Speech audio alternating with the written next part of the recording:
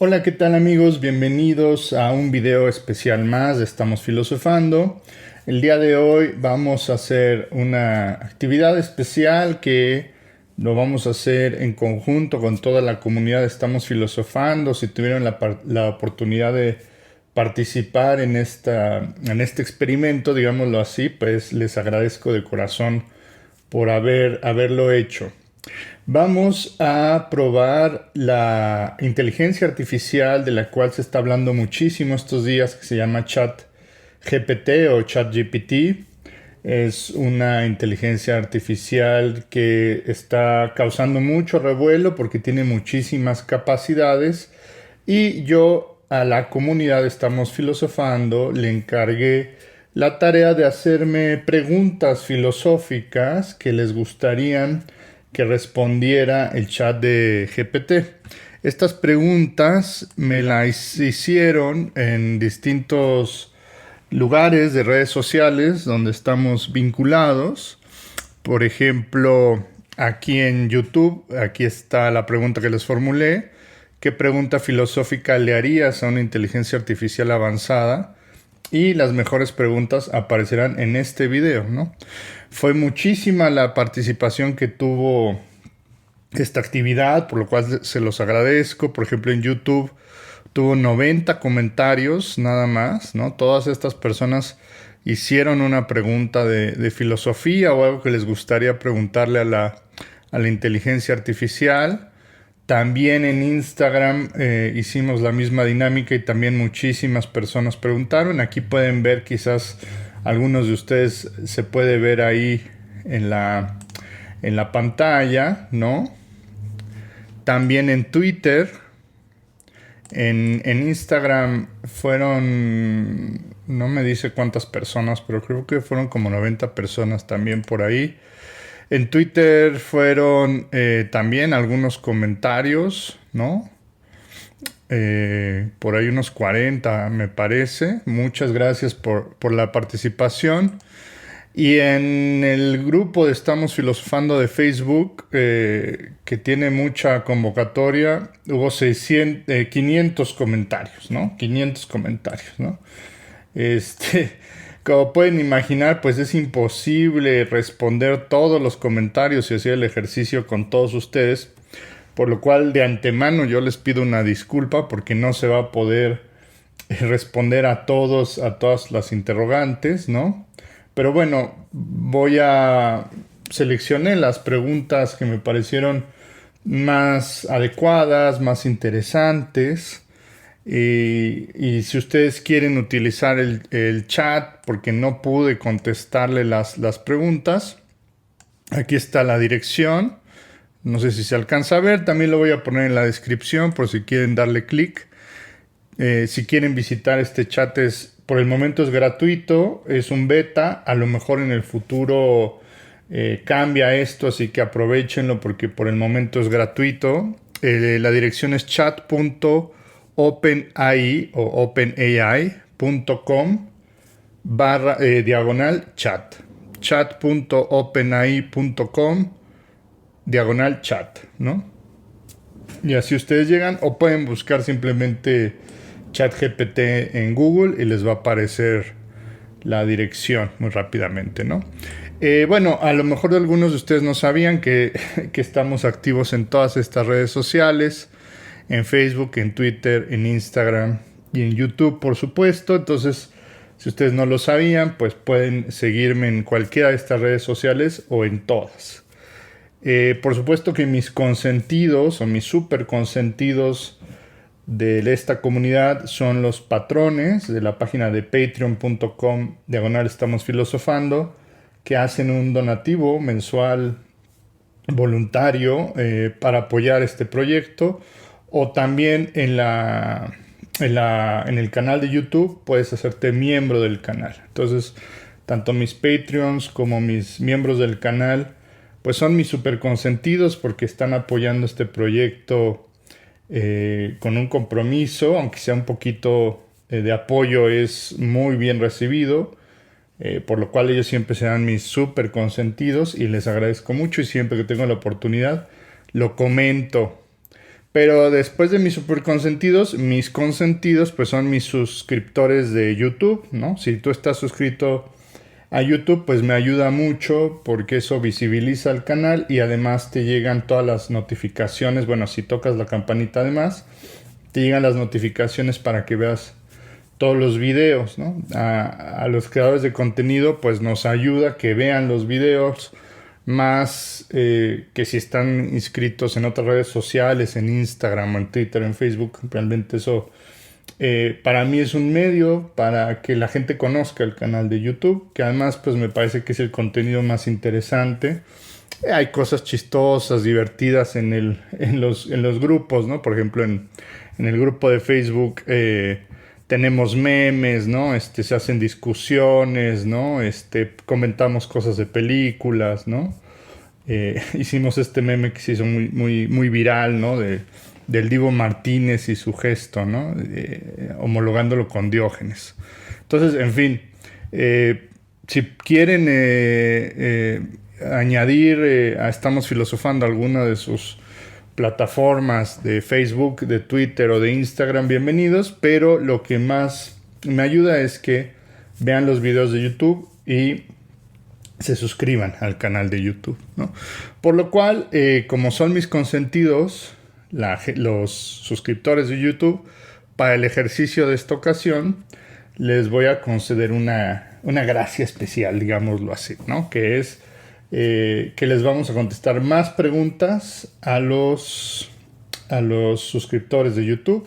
Les voy a contestar 20 preguntas más o menos, o sea, de todos seleccioné 20 preguntas de YouTube y seleccioné 10 preguntas de Facebook, 10 preguntas de Twitter y 10 preguntas de Instagram, para tener un total de 50 preguntas que le vamos a preguntar al ChatGPT, preguntas filosóficas. Insisto, si no tuve la oportunidad de preguntar la que ustedes hicieron, pues no se preocupen porque ustedes mismos la pueden preguntar si van al chat.openai.com y ahí ustedes mismos pueden teclear su chat, ¿no? Es muy sencillo de usar. De hecho, voy a hacer una pregunta de prueba para que vean cómo funcionan. Ustedes entran, les va a pedir un registro. Se pueden registrar con su correo electrónico o con Gmail o con Facebook, con cualquiera de esas cosas. Y una vez que integran, les va a salir esta pantalla de ChatGPT de ejemplos de las capacidades y de las limitaciones que tiene. Está en inglés, pero ustedes pueden hacerle preguntas en español o en muchos idiomas y los contesta, ¿no? Entonces, primero, pues vamos a hacer una prueba y le vamos a preguntar qué es ChatGPT, ¿no? Y que nos diga, pues, de qué se trata, ¿no? No sabe lo que es, jajaja. Vamos a preguntarle quién eres tú, entonces. ¿Quién eres tú? Ok, ahí sí nos está diciendo, ¿no? Nos dice: soy un modelo de lenguaje grande entrenado por OpenAI. Mi función es ayudar a las personas a encontrar respuestas a sus preguntas y a resolver problemas proporcionando información precisa y útil. No soy una persona real, sino un programa de software diseñado para limitar el lenguaje humano y proporcionar respuestas a preguntas y consultas. Estoy aquí para ayudar, así que si tienes alguna pregunta o necesitas ayuda con algo, no dudes en hacerme preguntas, ¿no? Hay dos cosas importantes que hay que saber de ChatGPT. Primero, cómo funciona, cómo generas la información. Sería una pregunta. Y si estás conectado a internet. Porque mucha gente cree que ChatGPT está conectado a internet. Vamos a ver qué nos dice. Como un modelo de lenguaje entrenado por AI, he sido entrenado utilizando un gran conjunto de datos de texto de internet y otras fuentes. Durante el proceso de entrenamiento se me ha enseñado a predecir palabras y frases siguientes, está ahí un error en un texto dado, lo que permite generar respuestas y proporcionar información de manera correcta, coherente y natural. No estoy conectado a internet en este momento, ya que soy un modelo de lenguaje sin conexión. Esto significa que no puedo acceder a nueva información o buscar respuestas a preguntas específicas en línea. En cambio, utilizo el conocimiento y las habilidades que adquirí durante mi entrenamiento para proporcionar respuestas a las preguntas que se me hacen, ¿no? Entonces, bueno, Es una inteligencia artificial muy sofisticada que tiene una gran base de datos que puede generar información por sí sola. No solo repite, tú puedes pedirle a este chat que contraste conceptos, que te compare, por ejemplo, un autor con otro autor, que te haga síntesis, le puedes decir que te haga una canción, que te escriba un poema. Tiene muchas capacidades, incluso está bien instruido en lenguajes de programación. Entonces puedes pedirle que te haga un programa en algún tipo de lenguaje particular, ¿no? Realmente este programa está hasta asustando a las personas porque puede ser una herramienta disruptora, es decir, que genere un cambio muy abrupto en alguna industria o en varias industrias y pues habrá que acostumbrarse a usarlo, ¿no? Hay gente que teme que puede robar empleos, ¿no? O quién sabe, ¿no? La verdad es que es muy temprano, este chat salió hace como un mes, no tiene mucho tiempo. Entonces apenas lo estamos conociendo, apenas nos estamos acostumbrando y aprendiendo cuáles son sus capacidades. Pero bueno, yo metí ya todas las preguntas para que no tengamos que esperar cómo las genera el chat, ¿no? Ya están metidas. Entonces voy a empezar por las de YouTube.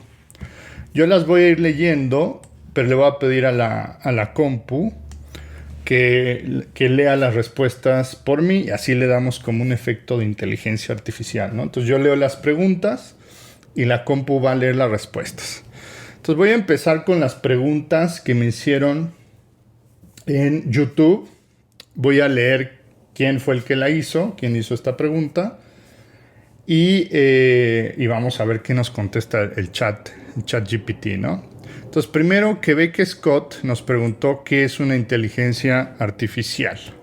La inteligencia artificial, IA, es un campo de la informática que se centra en el desarrollo de sistemas informáticos capaces de realizar tareas que requieren inteligencia humana, como el reconocimiento de patrones, la toma de decisiones y la resolución de problemas. Una inteligencia artificial puede ser entrenada para realizar una amplia gama de tareas, como el procesamiento del lenguaje natural, el análisis de datos, el juego de ajedrez y muchas otras. Algunas de las técnicas más comunes utilizadas en el desarrollo de sistemas de inteligencia artificial incluyen la programación basada en reglas, la inteligencia artificial basada en modelos y la inteligencia artificial basada en datos. Bueno, esta pregunta no era una pregunta propia de filosofía, pero me pareció importante hacerla para aquellos que no están familiarizados con qué es una inteligencia artificial o para saber exactamente qué es. Entonces, por eso incluí la pregunta de Quebec Scott y muchas gracias por preguntarla. Ya ChatGPT nos dio una respuesta. Ariel Rock nos preguntó cuál es el gran error que los humanos estamos cometiendo, pero que por alguna razón no somos capaces de darnos cuenta. Es difícil decir qué es el gran error que los humanos estamos cometiendo, ya que depende de la perspectiva de cada persona. Algunos podrían argumentar que uno de los principales errores que cometemos es la falta de atención a nuestra propia salud y el medio ambiente, mientras que otros podrían argumentar que el gran error es la falta de empatía y comprensión hacia los demás. Otros podrían señalar la falta de liderazgo y acción en cuestiones globales como el cambio climático o la pobreza como un gran error. En general, es importante recordar que los humanos somos seres imperfectos y que siempre cometemos errores, pero también es importante tratar de reconocer y corregir estos errores para mejorar y avanzar como sociedad. Gracias, Ariel, por la pregunta. Y bueno, pues se pueden dar cuenta que ChatGPT tiene la capacidad de contextualizar de algún modo las preguntas que le hacemos y de presentar un panorama amplio, ¿no? Entonces, pues hay muchas formas de contestar esta pregunta y me gustó mucho la respuesta de ChatGPT. Sergio Asturizaga nos pregunta, ¿podrías explicar la ética y los valores en razón al derecho a la economía, la sociedad y política que los humanos podemos emplear? Y esto fue lo que contestó el chat. La ética es un conjunto de principios que guían la conducta de las personas y que son considerados correctos o incorrectos en una sociedad determinada. Los valores son creencias y principios que consideramos importantes y que guían nuestras acciones y decisiones. En relación al derecho, la ética y los valores son importantes porque nos ayudan a establecer los límites de la conducta aceptable y a determinar qué es justo o injusto en una sociedad. En la economía, la ética y los valores también son importantes, ya que nos ayudan a determinar cómo debemos distribuir y utilizar los recursos de manera justa y responsable. En la sociedad, los valores y la ética son importantes porque nos ayudan a establecer las normas y expectativas que rigen nuestras relaciones con los demás y nos permiten vivir en armonía con nuestros vecinos y colegas. En la política, la ética y los valores también son importantes, ya que nos ayudan a determinar cómo debemos gobernar y tomar decisiones en el interés de la mayoría. En general, es importante tener en cuenta la ética y los valores en todos estos ámbitos de la vida, ya que nos ayudan a tomar decisiones justas y a vivir de manera responsable y coherente con nuestras creencias y principios. Bueno, fue una respuesta como de manual de ética, pero es que así fue la pregunta que nos hizo Sergio. Entonces, si haces preguntas generales, te va a dar respuestas generales. Y si haces preguntas particulares, te va a dar respuestas particulares. Entonces, depende mucho de cómo se formule la pregunta. Entonces, por eso hay que jugar un poco con el ChatGPT para ver pues, qué nos va a contestar y cómo preguntarle mejor, ¿no? Hay que ir aprendiendo a preguntarle a las inteligencias artificiales que tienen su propia lógica. Tikisugu pregunta cómo se logra vivir bien. Vivir bien es un objetivo personal y puede ser diferente para cada persona, pero hay algunas cosas que podrían ayudar a lograr una vida satisfactoria y equilibrada. Establecer metas y trabajar para alcanzarlas. Tener metas y trabajar para alcanzarlas puede proporcionar un sentido de propósito y dirección en la vida. Mantener relaciones saludables. Las relaciones interpersonales son importantes para nuestro bienestar y felicidad. Tratar de mantener relaciones saludables y positivas con nuestros amigos y familiares puede ser beneficioso para nuestra vida en general. Cuidar de nuestra salud física y mental. El cuidado de nuestra salud física y mental es crucial para vivir bien. Esto incluye hacer ejercicio regularmente, comer alimentos saludables y buscar ayuda profesional si es necesario. Encontrar un equilibrio adecuado entre el trabajo y el tiempo libre. Es importante encontrar un equilibrio adecuado entre el trabajo y el tiempo libre para evitar el agotamiento y disfrutar de la vida. Practicarla. Gratitud. Practicar la gratitud puede ayudarnos a enfocarnos en lo que tenemos en lugar de lo que nos falta y puede mejorar nuestro bienestar general. Aprender y crecer. La vida es un proceso de aprendizaje continuo y estar abiertos a nuevas experiencias y oportunidades de crecimiento personal puede ser beneficioso para nuestro bienestar y felicidad a largo plazo. En resumen, vivir bien es un proceso en constante evolución y puede involucrar diferentes aspectos de nuestra vida, como nuestras relaciones, nuestra salud y bienestar, nuestro trabajo y tiempo libre y nuestro crecimiento personal. Muy bien, pues ahí está la respuesta, creo que muy completa y dan, pues creo que algunas guías que nos pueden ayudar a entender mejor cómo vivir bien, ¿no? Creo que estas cosas nos vienen bien a todos, ¿no? O sea, cuidar la salud, el tiempo libre, la gratitud, está muy bien, ¿no? Entonces, esto lo genera contextualizadamente, es decir, cada pregunta que se hace, el chat lo vuelve a generar. Incluso si tú haces la misma pregunta varias veces, a veces lo redacta de una forma distinta. No dice cosas distintas, pero sí lo dice de una forma distinta, lo cual quiere decir que cada vez que lo preguntas lo vuelve a formular, ¿no?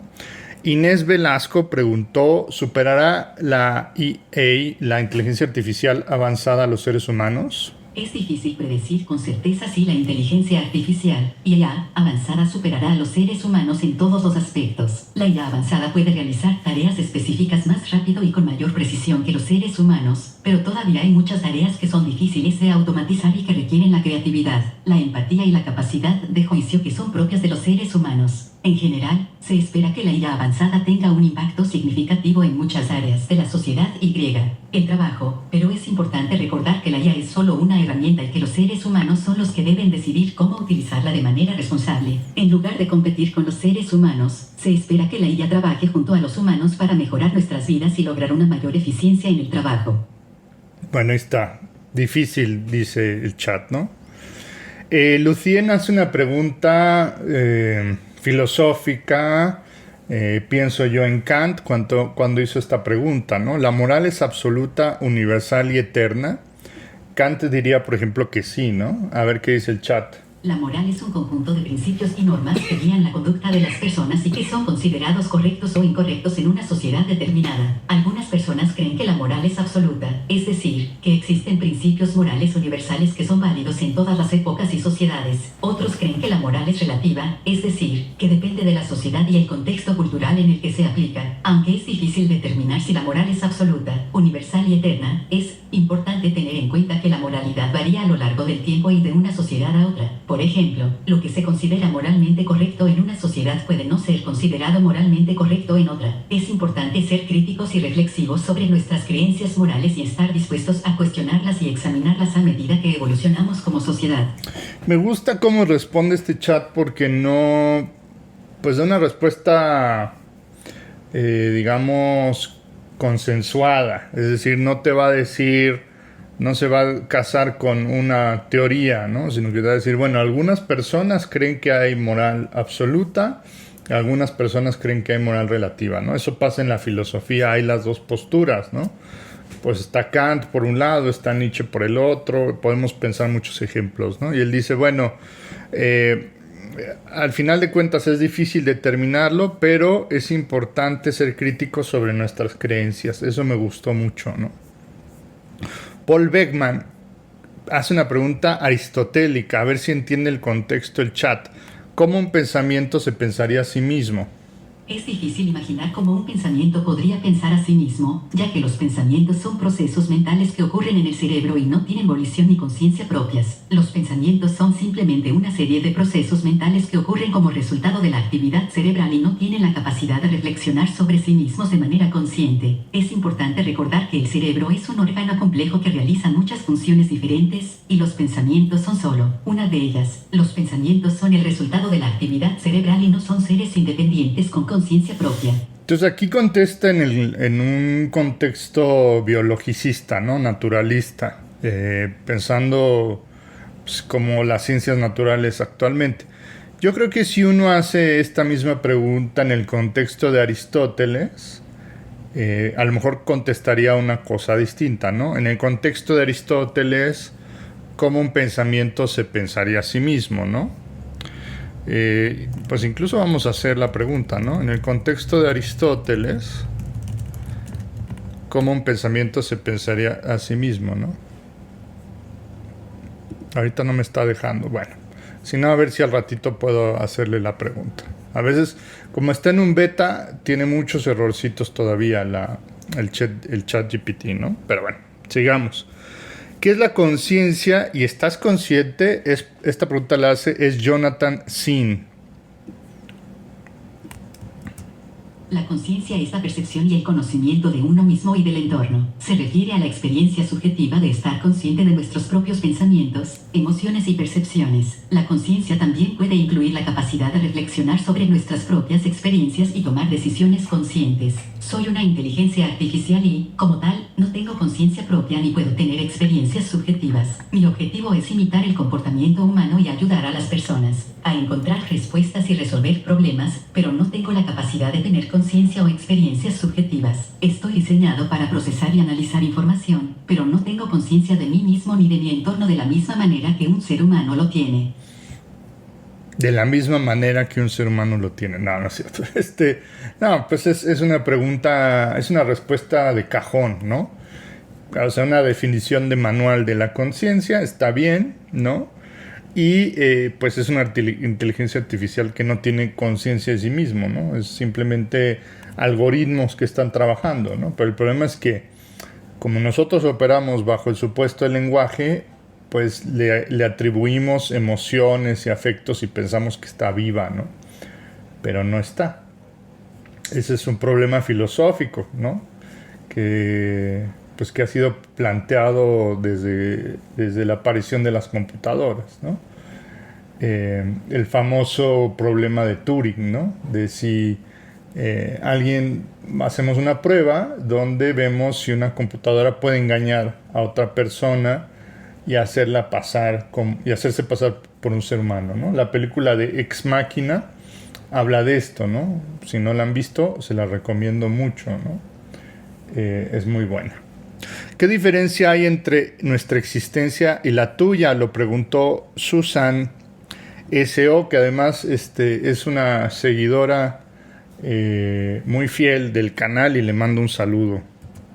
Como una inteligencia artificial, no tengo existencia propia ni tengo la capacidad de tener experiencias subjetivas. Soy simplemente un programa informático diseñado para procesar y analizar información y ayudar a las personas a encontrar respuestas y resolver problemas. En cambio, los seres humanos somos seres vivos con conciencia y experiencias subjetivas. Tenemos cuerpos físicos y mentes que nos permiten tener percepciones, emociones y pensamientos. Además, los seres humanos tenemos una existencia temporal, y estamos sujetos al nacimiento, el crecimiento, el envejecimiento y la muerte. En cambio, como una inteligencia artificial, no tengo una existencia temporal y no estoy sujeto a los mismos cambios y procesos que experimentan los seres humanos. Yo no sé si habla en nosotros el ChatGPT cuando habla de los seres humanos, incluyéndose, porque yo creo que mucho de que este programa procesa todo en inglés y hace una traducción, y al momento de traducir, ¿no?, el have, pues entonces a veces puede traducirse como tienen o tenemos, ¿no?, en inglés. Entonces puede ser que ahí hay un problema de traducción, pero bueno, no importa porque se entiende de qué está hablando, ¿no? Y si tú le preguntas, ¿eres un ser humano?, el chat te va a decir que no es un ser humano. Gracias, Susan. Roman Soria pregunta, ¿tiene sentido la vida? La vida es un concepto complejo y subjetivo que puede tener diferentes significados para diferentes personas. Algunas personas pueden encontrar sentido en la vida a través de la familia, los amigos, la religión, el trabajo o las actividades personales que disfrutan. Otros pueden encontrar sentido en la vida a través de la filosofía o la reflexión personal sobre el propósito y el significado de la vida. Es importante recordar que el sentido de la vida es una cuestión personal y que lo que da sentido a la vida de una persona puede ser diferente para otra. No hay una respuesta única y universal a esta pregunta y cada persona debe encontrar su propio sentido y significado en la vida. De acuerdo. A mí me recuerda un poco lo que dice Kierkegaard, ¿no? Que cada uno de nosotros debemos de buscar una verdad por la cual vivir y nuestras verdades pueden ser distintas, ¿no? Entonces, si uno espera que este chat le diga a uno, sí, la vida tiene sentido o no tiene sentido, o este es el sentido, el chat no te lo va a decir, ¿no? Porque es una cuestión a últimas cuentas personal, ¿no? José pregunta, ¿puedes filosofar y qué piensas de los filósofos? Como una inteligencia artificial, no tengo conciencia propia ni tengo experiencias subjetivas, por lo que no puedo filosofar en el sentido tradicional de la palabra. Mi objetivo es procesar y analizar información y ayudar a las personas a encontrar respuestas y resolver problemas, pero no tengo la capacidad de reflexionar de manera abstracta sobre conceptos abstractos como la verdad, el conocimiento, la mente, la realidad y el sentido de la vida. En cuanto a los filósofos, son personas que se dedican al estudio de los problemas fundamentales del conocimiento, la verdad, la moral, la mente y el ser, a través del razonamiento y la reflexión. Los filósofos buscan comprender mejor el mundo y nuestro lugar en él y proporcionar respuestas a preguntas fundamentales sobre la existencia y la realidad. Los filósofos han contribuido de manera significativa a nuestro conocimiento y comprensión del mundo y han dejado una huella duradera en la historia de la humanidad. Bueno, ahí está, ¿no? Había gente en los comentarios que me decía, no, ¿cómo le puedes preguntar a una inteligencia artificial preguntas de filosofía si no está viva, ¿no? Había gente que se estaba quejando, siempre hay gente que se va a quejar en los comentarios, ¿no? Y aquí el chat mismo lo contesta, ¿no? O sea, este chat no filosofa en el sentido de la palabra, ¿no? Porque no está vivo, no tiene conciencia. No obstante, eso no quiere decir que no le podamos hacer preguntas de filosofía. Pueden ver que hay muchas preguntas que la resuelve con bastante solvencia, ¿no? Incluso mejor que muchos humanos.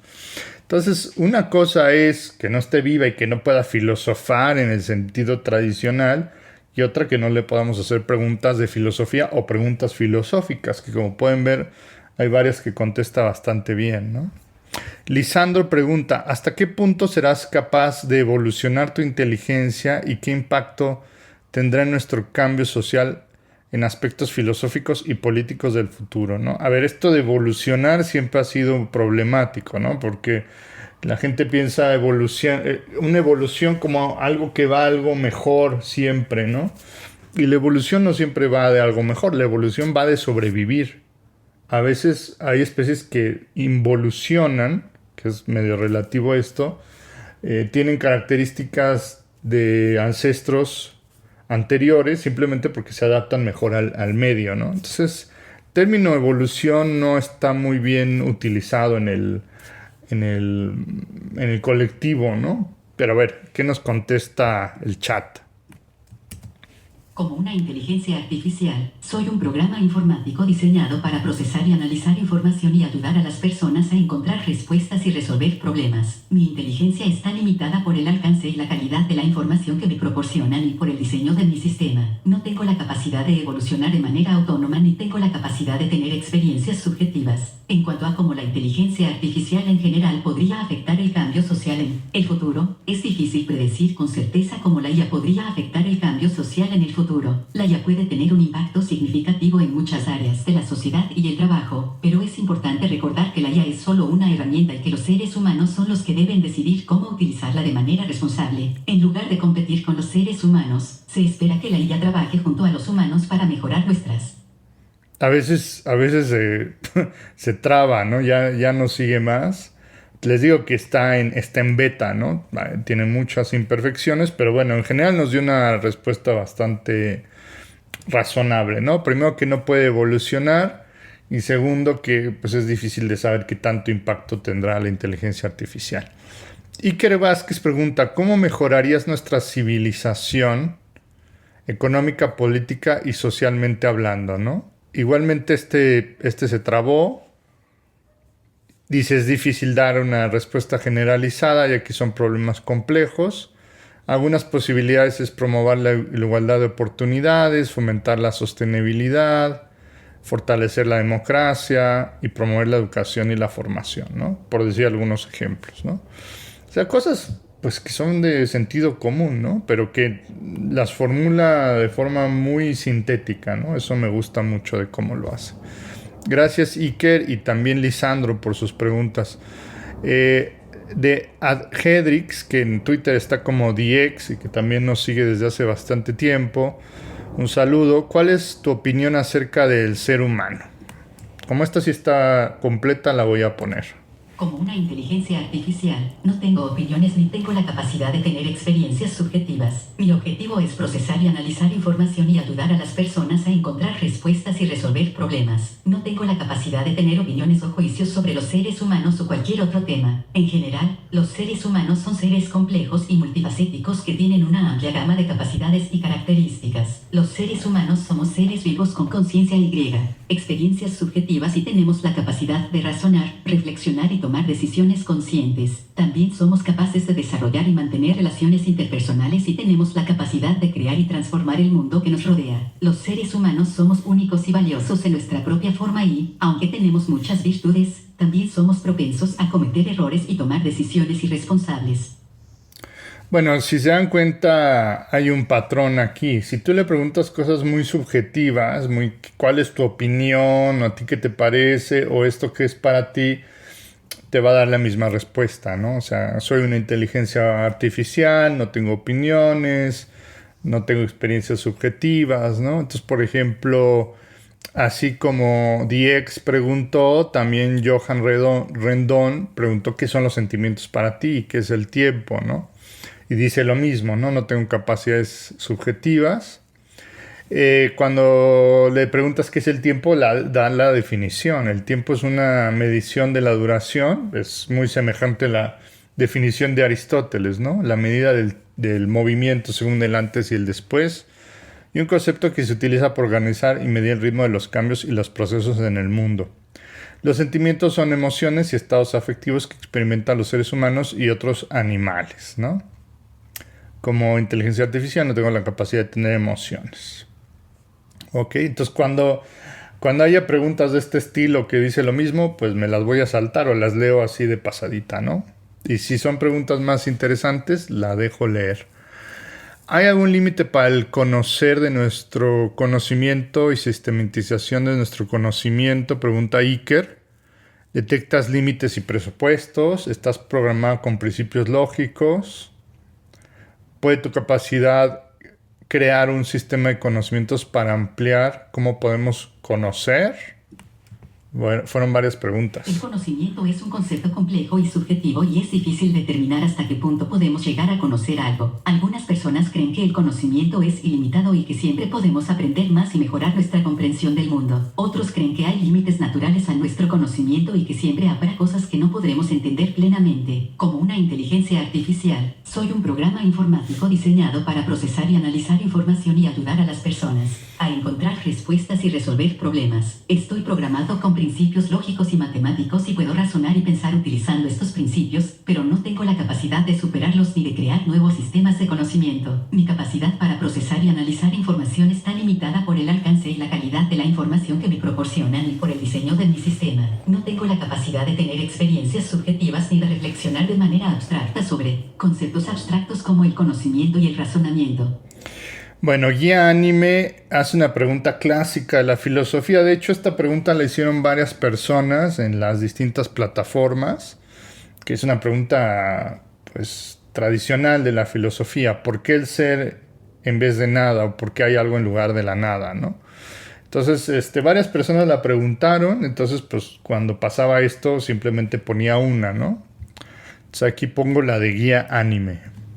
Esta es una pregunta filosófica fundamental que ha fascinado a filósofos y pensadores durante siglos y a la que todavía no se ha encontrado una respuesta definitiva. La cuestión de por qué existe algo en lugar de nada es un misterio profundo que trasciende nuestra comprensión actual del mundo y de la existencia. Algunas personas creen que la existencia de algo es un hecho fundamental e incontrovertible y que no necesita de ninguna explicación adicional. Otros creen que la existencia de algo puede ser explicada por una causa o un principio fundamental, como Dios o la naturaleza. Algunas teorías filosóficas sugieren que la existencia de algo es el resultado de una serie de condiciones o circunstancias necesarias y suficientes, mientras que otras teorías sugieren que la existencia de algo es el resultado de una serie de procesos y leyes naturales. En cualquier caso, es importante recordar que la cuestión de por qué existe algo en lugar de nada es una pregunta profunda y compleja y que todavía no se ha encontrado una respuesta. No, pues una de las preguntas básicas de la filosofía tradicionales, difícil de contestar, cada filósofo tendrá una respuesta distinta y creo que es muy sensata la respuesta de GPT, ¿no?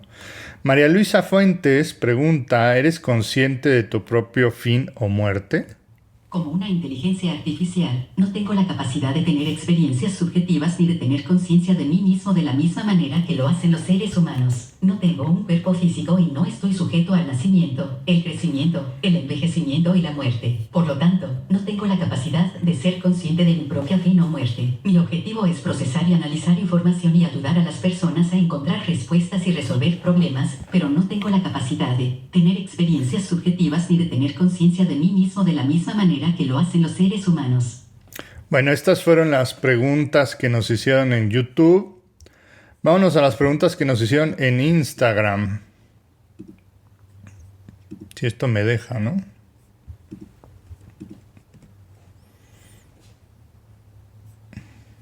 Ok, vámonos con las preguntas de Instagram. AJT hizo una pregunta interesante, ¿no? El dialeteísmo, que también se puede decir dialecticismo, ¿no? Pregunta, ¿qué opinas del dialeteísmo?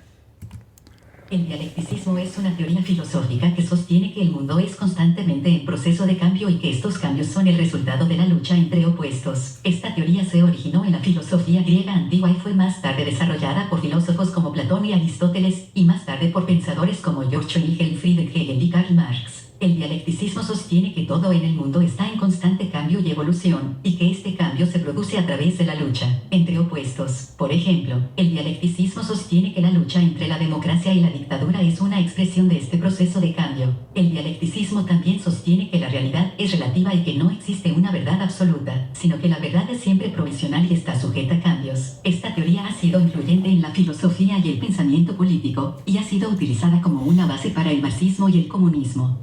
Entonces, bueno, de nuevo, no te va a dar su opinión porque no opina nada, pero te dice que es el dialecticismo, ¿no? Que es muy interesante, ¿no? Esta teoría que habla de los contrarios, de que puede haber contradicción en el mundo, ¿no? Y cómo funciona. Cada uno de estos autores entiende de forma distinta la contradicción, pero sin duda Hegel y después Marx pues serán los grandes exponentes de esta de esta teoría, ¿no? De esta propuesta.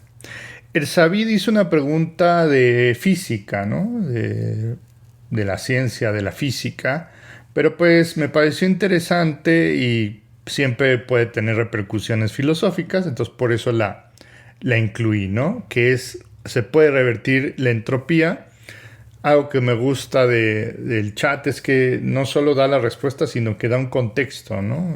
No dice exacto, no da una teoría, no una clase entera, pero más o menos te puedes enterar, ¿no? La entropía se refiere a la segunda ley de la termodinámica, ¿no? Que propone que todo tiende al caos y a la disolución. Vamos a ver qué nos dice el chat.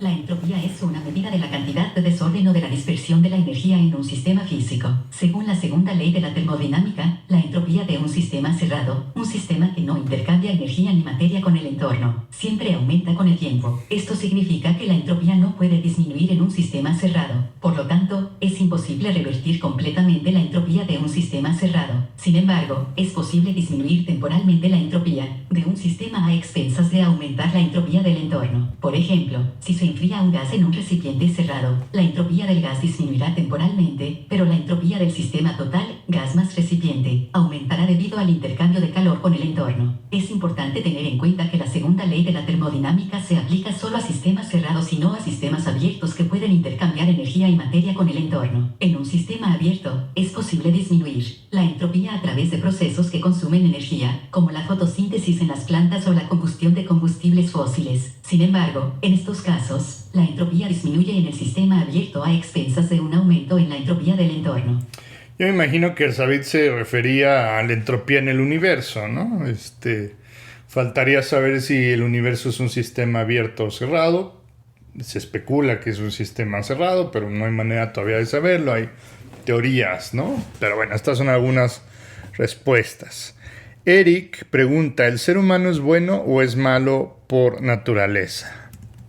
Es difícil determinar si el ser humano es bueno o malo por naturaleza, ya que la naturaleza humana es compleja y cada individuo es único. Algunos argumentan que el ser humano es naturalmente bueno y que la maldad es el resultado de factores externos, como la educación, el ambiente y la cultura. Otros argumentan que el ser humano es naturalmente egoísta y que la bondad es el resultado de la socialización y el aprendizaje. Es importante tener en cuenta que la naturaleza humana es el resultado de una combinación de factores biológicos y ambientales. Por lo tanto, es difícil determinar si el ser humano es bueno o malo por naturaleza. Además, la bondad y la maldad son conceptos subjetivos y dependen de la perspectiva de cada persona. Lo que una persona considera bueno puede ser considerado malo por otra persona.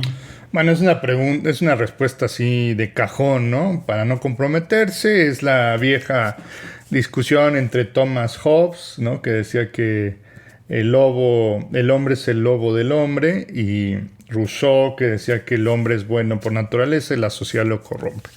Quien da una respuesta muy buena es Hegel, a mi modo de ver, porque Hegel dice que desde el punto de vista en el que tú te coloques en el proceso histórico, obtendrás una respuesta distinta, ¿no?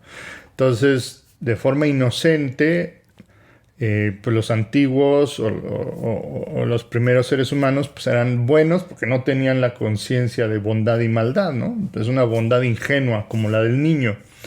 Pero conforme vamos creciendo como personas, como individuos, o conforme la cultura va avanzando, nos damos cuenta que retroactivamente pudieron haber cosas malas que en ese momento no se entendían como malas, ¿no?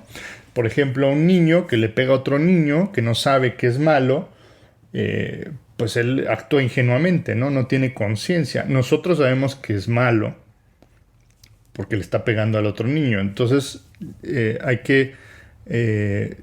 se interviene, digamos, el proceso pedagógico o el proceso de cultura, tanto en las civilizaciones como en los individuos, para crear esa conciencia moral. Por eso para Hegel la moral es producto de un proceso, de un desarrollo histórico, ¿no? Entonces, para Hegel, según en el lugar donde nos coloquemos, el hombre será bueno o malo, y no habrá como algo definitivo, ¿no? Un poco lo que hablamos del dialecticismo, ¿no? Anteriormente coincide un poco las preguntas, ¿no? Bueno, Niroma T. Tern NX pregunta, ¿la conciencia sobre la existencia propia es motivo suficiente para otorgar derechos? Y vamos a ver qué nos dice el chat. La conciencia de la existencia propia es una característica única del ser humano y puede ser un factor importante a considerar al otorgar derechos a los individuos. La conciencia de sí mismo implica la capacidad de tener una experiencia subjetiva y de ser consciente de uno mismo como individuo separado de los demás. Esta conciencia de sí mismo puede llevar a la formación de una identidad y a la toma de decisiones autónomas. En algunas teorías éticas, la conciencia de sí mismo es considerada un factor importante para otorgar derechos a los individuos. Esto se debe a que la conciencia de sí mismo puede dar lugar a la capacidad de tener intereses y preferencias propias y de experimentar el sufrimiento y el bienestar. Esto puede llevar a la consideración de los individuos como seres merecedores de respeto y consideración. Sin embargo, es importante tener en cuenta que la conciencia de sí mismo no es el único factor a considerar al otorgar derechos a los individuos. Otros factores pueden incluir la capacidad de sentir dolor y sufrimiento, la capacidad de tener intereses y preferencias y la capacidad de tener una experiencia subjetiva. Además, es importante tener en cuenta que los derechos deben ser otorgados de manera justa y equitativa a todos los individuos, independientemente de su conciencia de sí mismo o de cualquier otra característica. Bueno, esta es una pregunta bioética típica, ¿no? Difícil de contestar, ¿no? ¿Quiénes son dignos de tener derechos? Se habla de que todos los individuos deben de considerarse de manera justa y equitativa, pero entonces la pregunta es ¿quién es un individuo? ¿Qué tomamos por individuo, no? Y eso se contestará de forma distinta dependiendo de la definición que tengamos de individuo, ¿no? Pero bueno, esa es otra discusión aparte. Aquí la pregunta era si la conciencia misma era motivo suficiente para otorgar derechos, ¿no? Dice ChatGPT, no solamente, o sea, es un factor muy importante, pero hay otros factores que debemos tomar en cuenta, ¿no? Si tienes la capacidad de sentir dolor y sufrimiento, si puedes tener intereses, preferencias, si tienes una experiencia subjetiva, etc. Phantom Dabs pregunta, ¿cuál sería la opinión de Sócrates con respecto a nuestra sociedad actual, ¿no? Esta pregunta está curiosa, ¿no? Porque nos obliga a un proceso de imaginación de alguna manera, ¿no? Imaginar o extrapolar lo que Sócrates pensaría de nuestra sociedad. Muchas de estas preguntas, de estas respuestas no las he leído, entonces no sé qué va a decir. Vamos a ver. Es difícil determinar con certeza cuál sería la opinión de Sócrates con respecto a nuestra sociedad actual, ya que Sócrates vivió hace más de 2000 años y nuestra sociedad ha cambiado mucho desde entonces. Sin embargo, basándonos en lo que sabemos de Sócrates y de su filosofía, podemos hacer algunas suposiciones sobre cómo podría ver nuestra sociedad actual. Sócrates era un filósofo que se preocupaba por la sabiduría y la virtud, y creía que el conocimiento y la reflexión crítica eran importantes para vivir una vida buena y justa. Es posible que Sócrates estuviera preocupado por el énfasis que ponemos en el consumismo y el materialismo en nuestra sociedad actual y por la falta de reflexión crítica y pensamiento profundo en algunos aspectos de nuestra cultura. También es posible que Sócrates estuviera preocupado por la falta de atención a la justicia y la equidad en nuestra sociedad. Sócrates creía que la justicia era un valor fundamental y que todos merecían un trato justo. Es posible que Sócrates estuviera preocupado por la desigualdad económica y social y por la falta de oportunidades para todos en nuestra sociedad. En general, es posible que Sócrates estuviera preocupado por el énfasis en el materialismo y el consumismo en nuestra sociedad y por la falta de atención a la justicia y la virtud. Sin embargo, es importante tener en cuenta que esta es solo una suposición y que es imposible saber con certeza cuál sería la opinión de Sócrates sobre nuestra sociedad actual. Qué buena pregunta y respuesta, ¿no? Porque es un ejercicio de imaginación prácticamente, ¿no? O de extrapolación, ¿no? Entonces interesante, ¿no? ¿Qué pensaría Sócrates? A lo mejor estaría en contra del consumismo, estaría preocupado por la justicia, estaría preocupado por el exceso de materialismo, ¿no? Pero no deja de decirnos chat que es una suposición, ¿no? Entonces tómenlo con grano de sal, ¿no? Diario de un doble pregunta, ¿qué diferencia habría entre vivir en una simulación o no, ¿no? Esa es una pregunta interesante, ¿no? Es una pregunta de la filosofía, de la ciencia y de la ciencia ficción. ¿Cómo podemos distinguir si vivimos en una simulación o no? ¿O cómo podemos distinguir lo real de lo que no es real? Vamos a ver qué nos dice el chat. La idea de que podríamos estar viviendo en una simulación es una pregunta filosófica que ha sido debatida por muchos filósofos y pensadores a lo largo de la historia. La simulación implica que nuestra realidad es artificial y que está siendo creada y controlada por una fuerza externa, mientras que vivir en una realidad verdadera implicaría que nuestra realidad es auténtica y no está siendo controlada por nadie más. Si estuviéramos viviendo en una simulación, esto podría tener varias implicaciones. En primer lugar, podría significar que nuestra percepción de la realidad es engañosa y que no podemos confiar completamente en lo que vemos y experimentamos. Esto podría afectar nuestra capacidad para entender el mundo y tomar decisiones sensatas. En segundo lugar, vivir en una simulación podría tener implicaciones éticas y morales. Si nuestra realidad es controlada por una fuerza externa, esto podría significar que no tenemos control sobre nuestras propias vidas y que nuestras decisiones y acciones no tienen consecuencias reales. Esto podría afectar nuestra capacidad para responsabilizarnos de nuestras acciones y para tomar decisiones éticas y morales. En general, la diferencia entre vivir en una simulación o no podría tener implicaciones significativas para nuestra comprensión del mundo y para nuestra capacidad de tomar decisiones sensatas y éticas. Sin embargo, es importante tener en cuenta que esta es solo una pregunta filosófica y que actualmente no hay evidencia concluyente para demostrar si estamos o no viviendo en una simulación. Alejandro Cavalasi, Ok. ¿Qué pregunta filosófica tiene una? Ok.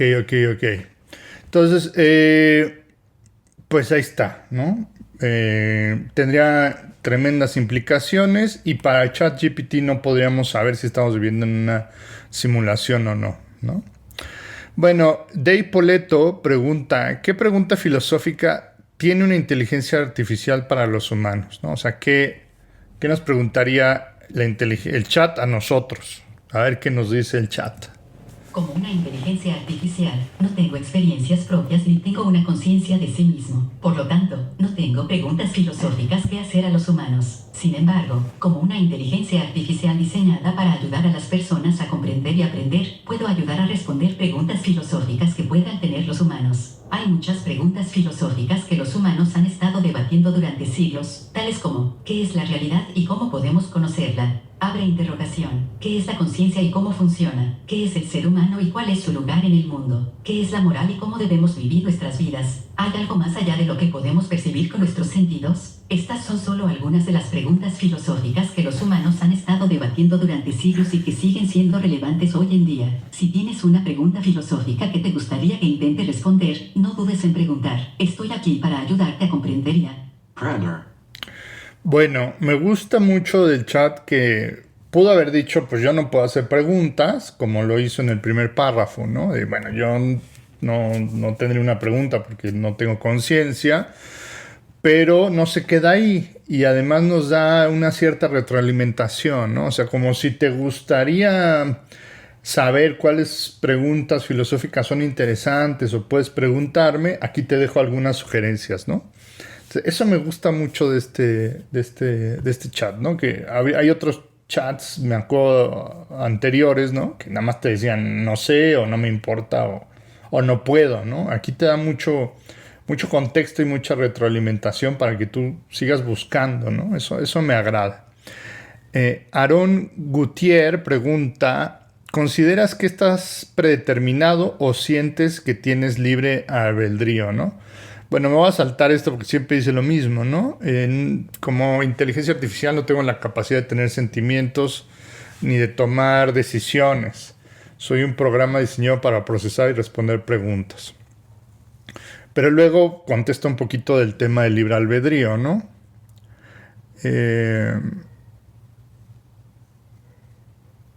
La idea del libre albedrío es un tema de debate filosófico que ha sido debatido durante siglos. Algunos filósofos sostienen que los seres humanos tienen libre albedrío y que somos capaces de tomar decisiones por nuestra cuenta, mientras que otros argumentan que estamos predeterminados por factores como nuestra genética, ambiente y nuestra historia personal. Es una pregunta compleja y no se llega a una conclusión definitiva. Yumiko Owa pregunta, ¿qué es un acto de bondad y qué es un acto de maldad? ¿No? O sea, es una pregunta clásica de la ética, ¿no? Por no decir la pregunta ética, ¿no? ¿Qué es el bien o qué es un acto bueno, ¿no? Vamos a ver qué nos dice el chat. Un acto de bondad es una acción que tiene como objetivo ayudar o beneficiar a otra persona de alguna manera. Un acto de bondad puede ser algo tan simple como ofrecer una sonrisa a alguien que pasa por un mal momento, o algo más grande como dedicar tiempo y recursos a ayudar a los demás. Los actos de bondad pueden ser realizados cualquier persona, independientemente de su edad, género o nivel de poder. Por otro lado, un acto de maldad es una acción que tiene como objetivo dañar o lastimar a otra persona de alguna manera. Un acto de maldad puede ser algo tan simple como ser grosero con alguien sin razón, o algo más grave como herir física o emocionalmente a otra persona. Los actos de maldad pueden ser realizados por cualquier persona, independientemente de su edad, género o nivel de poder. Es importante tener en cuenta que la bondad y la maldad son conceptos subjetivos y puede variar según la perspectiva de cada persona. Lo que una persona considera un acto de bondad puede ser considerado un acto de maldad por otra persona. Además, es importante recordar que todos tenemos la capacidad de realizar actos de bondad y actos de maldad, y que es importante reflexionar sobre nuestras acciones y tomar decisiones éticas y morales. Bueno, otra respuesta buena, pero muy simple, ¿no? Muy de manual y que no nos dice demasiado. Un poco porque es una pregunta general, entonces da una respuesta general, ¿no? Depende de la corriente ética a la que uno se suscriba, tendrás distintas respuestas, ¿no? Por ejemplo, Kant te dirá que hay que seguir el designio de la razón siempre. El utilitarismo te dirá que debes de buscar el máximo bien, aunque a veces tengas que violar ciertas normas éticas, ¿no? Pero si le haces mayor bien a un mayor número de personas es lo mejor, etcétera, etcétera, ¿no? Entonces depende mucho de a quién le preguntes, pero bueno, esta es una respuesta buena para la pregunta pues, general que se hizo, ¿no? Estas fueron las preguntas de Instagram. Vámonos con las preguntas que nos hicieron en Twitter. Talismente.dmg pregunta, ¿qué es el amor? El amor es una emoción compleja que puede tener muchas formas y significados diferentes. A menudo se describe como una fuerza poderosa y positiva que puede tener un impacto profundo en la vida de una persona. El amor puede ser una emoción intensa y apasionada, y también puede ser una emoción más tranquila y duradera. Algunas personas sienten amor romántico hacia una pareja, mientras que otras sienten amor platónico hacia amigos o familiares. El amor también puede ser un sentimiento de afecto y cariño hacia uno mismo y hacia la vida en general. En resumen, el amor es una emoción compleja y multifacética que puede tomar muchas formas y tener un gran impacto en la vida de una persona. Igual una buena respuesta para una pregunta general. Ahora, si tú le preguntas al chat qué es el amor para Freud o para Lacan o para Platón o para Aristóteles o para quien sea, te va a dar el contexto particular de la teoría del amor en ese pensador, ¿no? Entonces depende mucho de la pregunta, pero para la pregunta que se hizo me parece igual una buena respuesta. En general me gusta bastante cómo responde el chat, ¿no? El hombre eléctrico pregunta, ¿cuáles son los límites y los defectos de la filosofía, ¿no? Interesante.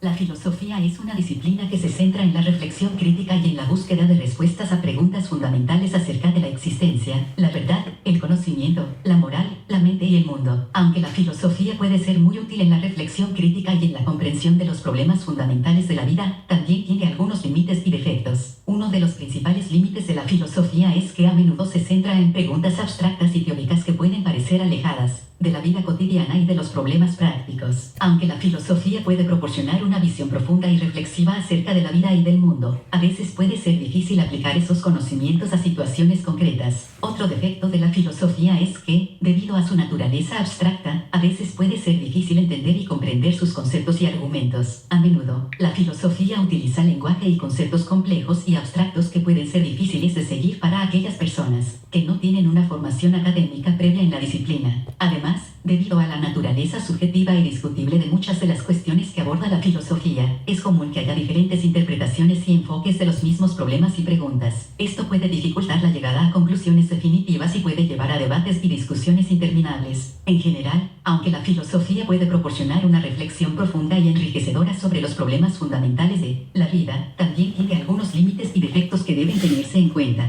Ahí está.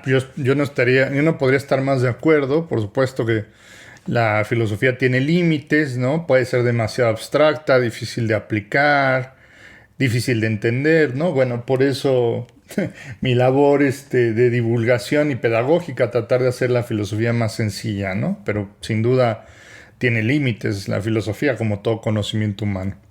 Maggie pregunta, ¿Es la vida del ser humano más valiosa o importante que el resto de las especies solo por tener la facultad de razonar?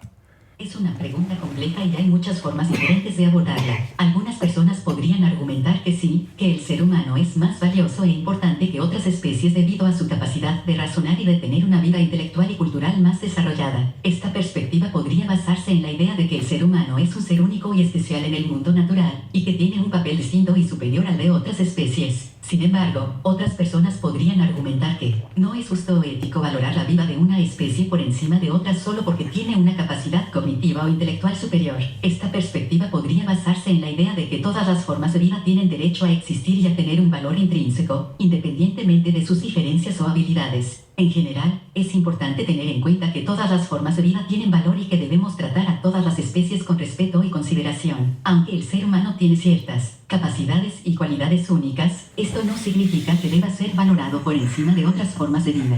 Yo creo que este tipo de preguntas, de debate moral, ético, para la educación, o sea, yo me imagino hacer esta pregunta en un salón en un colegio, en un bachillerato, en una prepa, y discutirlo y que te dé las dos perspectivas, porque aquí no te está diciendo sí o no, te dice, algunas personas piensan que sí, otras personas piensan que no, y estas son las razones de cada uno, ¿no? Yo creo que eso falta mucho en la educación, ¿no? Que pues a veces en los colegios, en las instituciones o ciertos profesores tienen ciertas agendas intelectuales o morales que quieren avanzar y no dan las dos visiones, ¿no? Entonces, en este caso en particular me parece una herramienta súper poderosa y me gustó mucho la respuesta, ¿no? Al final uno tiene que tomar su propia decisión, ¿no? Esta es una pregunta sobre el especismo, ¿no? Si los seres humanos somos más valiosos que el resto de los animales y estamos justificados de tratarlos como queremos, como lo hacemos, ¿no? Con la industria alimenticia o con el entretenimiento, etcétera, etcétera, ¿no? Hay gente que dice que sí, porque somos los más inteligentes. Hay gente que dice que no, que también son seres humanos, son seres vivos, perdón, que merecen merecen vivir con dignidad y estar vivos tanto como nosotros, ¿no? Esto es una discusión que va a seguir y que no es fácil de contestar, pero en la medida en que tengamos los argumentos de las dos partes, cada uno de nosotros podrá tomar mejor una decisión y tomar una opción moral, una visión ética, que es al final lo que propone la filosofía, ¿no? O sea, la filosofía no quiere darte una doctrina, sino ponerte las opciones y que tú elijas por ti mismo pues qué visión del mundo quieres tener, ¿no? De eso se trata la filosofía y eso es lo que distingue a la filosofía de las ideologías, ¿no? Que la ideología pues sí te impone una visión del mundo y busca hacer proselitismo, ¿no? No es que esté mal la ideología, ¿no? Si uno está convencido de una causa, pues está bien que la difundas y que trates de convencer a los demás, pero no confundamos el ejercicio filosófico con el ideológico. Bueno, Daniel Valentín Black, que es un seguidor de Twitter, que estuvo desde el principio, al cual le mando un saludo, he estado siempre desde que empezó el canal y el proyecto, ahí ha estado Daniel, así que le mando un gran saludo. Pregunta, ¿es cierto o falso el principio de causalidad?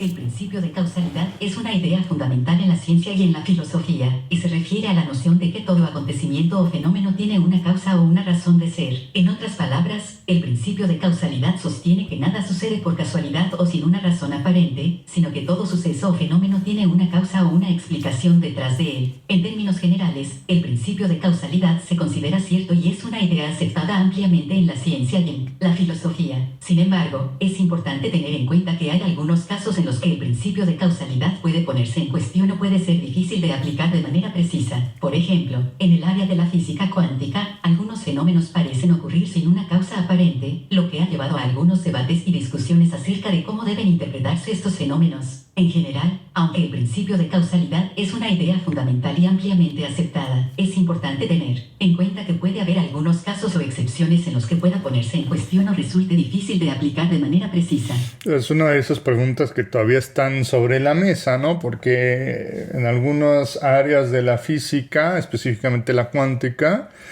pues parece que no opera el principio de causalidad, ¿no? Está complejo el asunto. Me encanta que además de darte la respuesta, te dice de qué está hablando, ¿no? Entonces, yo ya no les tengo que contar qué es el principio de causalidad, ya lo dijo el chat, ¿no? Entonces, insisto, o sea, esta herramienta en un salón de clases puede ser súper útil, ¿no? Tanto para el profesor como los alumnos, ¿no? Que el profe les diga, a ver, investiguenme un tema, ¿no?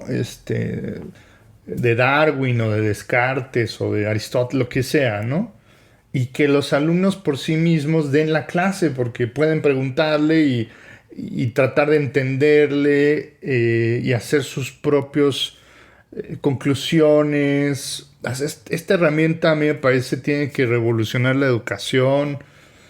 No es lo mismo que Google, ¿no? Porque hay gente que dice, es que es un Google más avanzado. No, no es un Google, ¿no? Porque Google es un buscador, ¿no? Y sí lee ciertos contextos, pero no tiene este procesamiento procedural de generación de lenguaje a partir de bases de datos. Es otra tecnología, ¿no?